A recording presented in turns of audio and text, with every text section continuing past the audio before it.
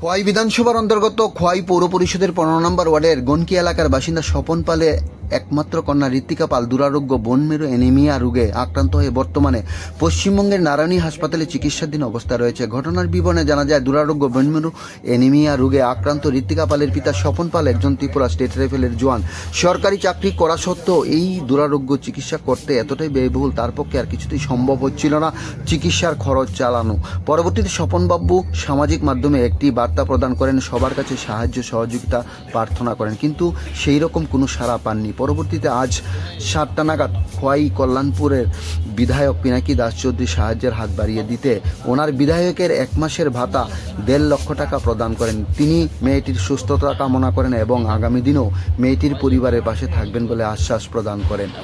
ভগবান যে আশীর্বাদ করে সুস্থ হয়ে বাড়িতে ফিরে বর্তমানে কলকাতার নারায়ণে ভর্তি আছে। কঠিন দুরারোগ্য রোগে আক্রান্ত হয়েছে, সেটাকে বনমেরু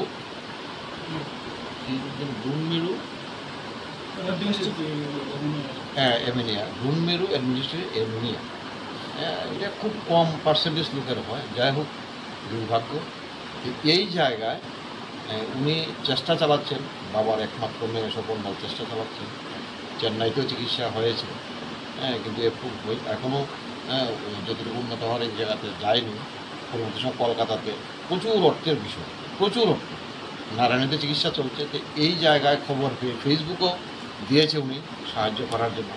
আমি সবাইকে বলবো সাহায্য করার জন্য, এবং আমি নিজেও আজকে এই খোয়াই বিধানসভার এই গনকি এলাকাতে এখানে মণ্ডল প্রেসিডেন্ট এসেছে, আমাদের জেলা সাধারণ সম্পাদক, এই পৌর পরিষদের কাউন্সিলর, আরও মহিলারা, কার্যকর্তারা বা এলাকা সার্বিকভাবে অনেক জনগণ এখানে উপস্থিত হয়েছে।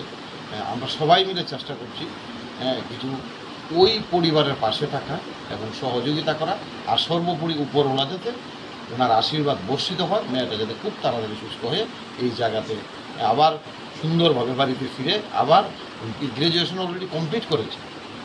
এই জায়গায় আমি আমার, যেহেতু মানুষ নির্বাচিত করেছে, আমার যে সাম্মানিক ভাতা মাসে 1.5 লক্ষ টাকা আমরা পাই, ওই 1 মাসের ভাতাটা ওর চিকিৎসার জন্য আমি ওনার গার্জেনের হাতে, বাবার হাতে, স্বপন পালের হাতে চেকের মাধ্যমে তুলে দিলাম।